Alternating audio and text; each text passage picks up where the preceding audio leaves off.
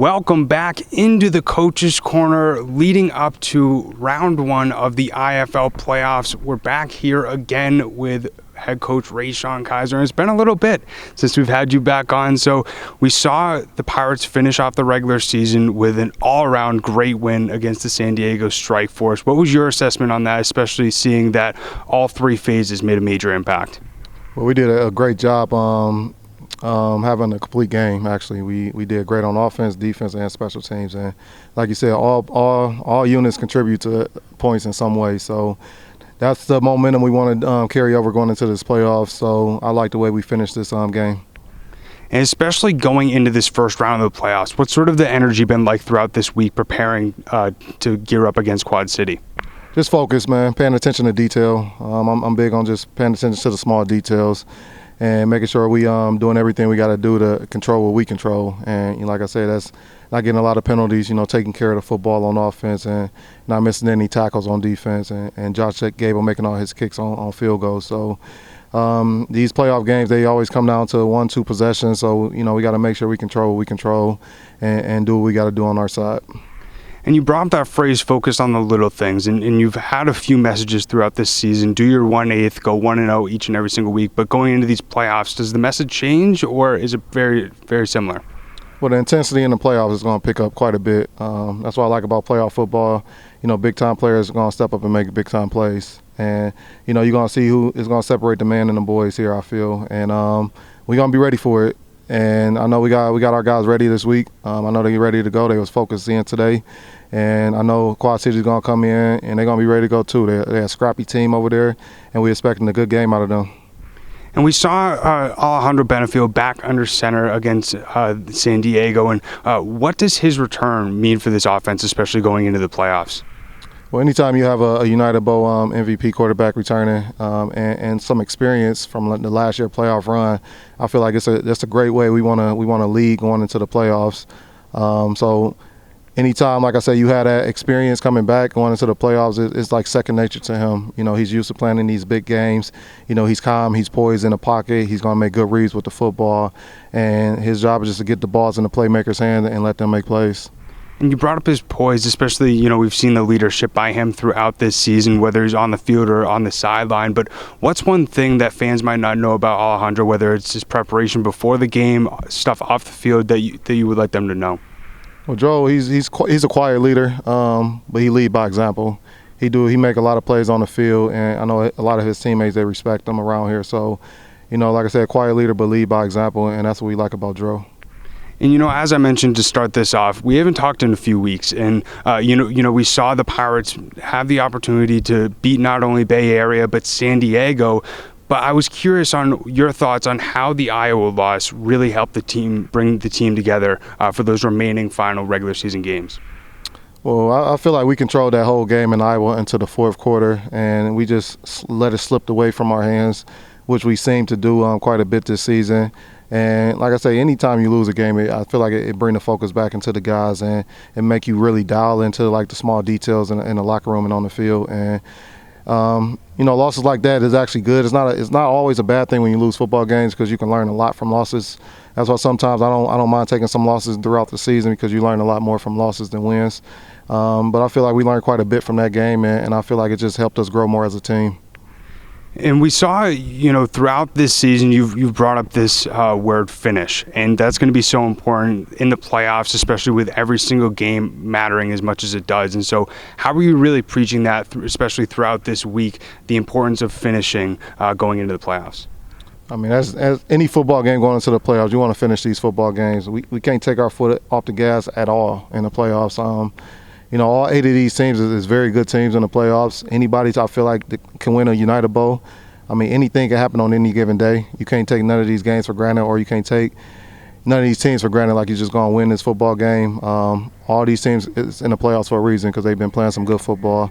So it's the small things that's going to separate these teams in the playoffs, whether we win or lose football games. And like I told you before, the biggest thing I'm worried about is us controlling what we do on our side, not really what Quad Cities do. And now looking at the opponent of the Quad City Steamwheelers, looking at the guy under center for them, E.J. Hilliard. He's a great dual threat quarterback, and one thing that we've seen the defense struggle with a few times throughout this season is being able to defend around those scrambling quarterbacks. And so how are you really preparing the guys this week, whether it's on the field, whether it's in film, to be able to understand how to defend him when he's scrambling and also when he's passing the football? Well, EJ is a great player. Should be an MVP candidate. He putting up some good numbers over there, passing and running in the running game as well. We just got to do a good job in our run fits and close our gaps in the running lanes. We can't open up these running lanes for EJ to step up and run in. And that's one of his strengths. I feel like we see a lot on film is him stepping up and taking off and making plays downfield with his legs. We did a lot of drills this week with our D-line, and we got full confidence in that group that we're going to do a good job containing him this weekend.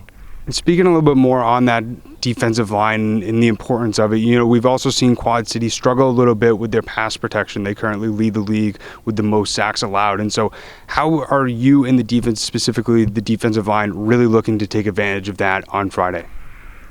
Really just trying to get after EJ, make him uncomfortable in that pocket. I know we're trying to get him to roll out the pocket as much as we can, not stand tall in that pocket and see the field and make throws downfield. So we got a good game plan together, I feel like, on the defensive side to do what we got to do to contain him and make him make some tough throws downfield. So our defensive line ready. I know they're going to be ready to step up to the challenge and make some big plays for us on Friday. One of the other areas that Quad City has a little bit of a weakness with is their protection and their defense against the run. And we've seen that they've allowed 216 more rushing yards than any other team in the league. And so could we potentially see more of a run-heavy offense due to that statistics this Friday? Well, it's hard to say whether we're going to run a football or pass the football more. It's really just the flow of the game. If we having success running the football, we're going to continue to run the football. If we having success passing the football, we're going to pass the football. So we got a good staff over there on the offensive side that's put together a great game plan week in and week out. And I trust them guys 100% to get the job done, whatever we got working throughout the game. And we got some playmakers on the offensive side that all we got to do is get the ball in their hands, and they're going to make plays. So I feel like, the offensive side, we're going to be ready over there, but we're going to take whatever the defense can give us over there. And looking towards Friday, where we're going to be playing here at the DCU Center on this field. And, speaking about the advantage that a home playoff game really brings to a team, obviously not only the home crowd, the energy that it brings, but how important was it for the team to go into these playoffs and start round one with a home playoff game? Oh, man, it's huge, man. We 7-1 at home this season, so we are a very good home team.